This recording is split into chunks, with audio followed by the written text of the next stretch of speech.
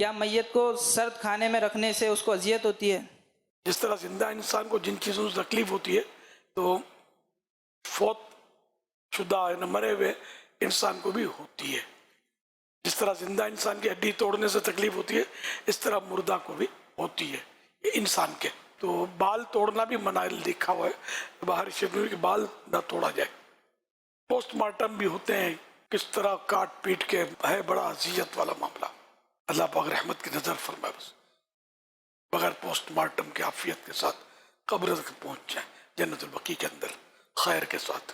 کیا فرماتے ہیں علماء کرام اس مسئلے کے بارے میں کہ کبھی کوئی قریبی عزیز باہر کے ملک میں ہوتا ہے تو اس کو میت کا چہرہ دکھانے کے انتظار میں میت کو سرد خانے میں رکھا جاتا ہے، اور بعض اوقات لاوارث لاش سرد خانے میں رکھی جاتی ہے، یا مقتول کی لاش یعنی جو جس کا مرڈر ہوا ہو، قتل ہوا ہو، اس قتل کیے ہوئے کی لاش رکھی جاتی ہے. ان تمام صورتوں میں میت کو سرد خانے میں رکھنا کیسا ہے؟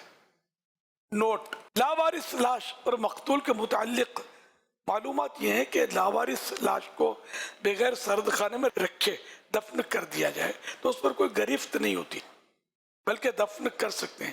یوں ہی مقتول کے ورثاء کو اختیار ہوتا ہے، وہ چاہیں تو سرد خانے میں رکھے بغیر دفن کر دیں. یہ سوال پورا ہوا.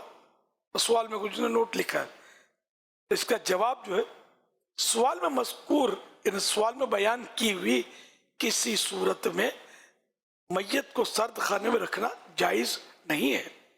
تفصیل اس میں یہ ہے کہ جس چیز سے زندہ کو تکلیف ہوتی ہے اس چیز سے مردہ کو بھی تکلیف ہوتی ہے، اور جس طرح زندہ کو بلا وجہ شرعی تکلیف دینا جائز نہیں ہے اس طرح مردے کو بھی بلا وجہ شرعی تکلیف دینا جائز نہیں. اور سرد خانے میں اگر زندہ کو تھوڑی دیر کے لیے رکھا جائے تو اس سے بھی سخت تکلیف ہوتی ہے کہ وہاں ٹیمپریچر مائنس میں ہوتا ہے، لہذا اس سے میت کو بھی تکلیف ہوتی ہے. اور کسی قریبی کو میت کا چہرہ دکھانا وغیرہ ایسے اعذار، یعنی یہ ایسی وجوہات اور ایسے اسباب، ایسے ریزنز نہیں کہ جن کے لیے میت کو تکلیف دینا جائز ہو سکے. سرد خانے میں کولڈ اسٹوریج میں رکھنے سے جو تکلیف ہوتی ہے وہ قبر پر پیشاب پاخانے سے ہونے والی تکلیف اور قبر پر چلنے کی تکلیف سے کہیں زیادہ ہے.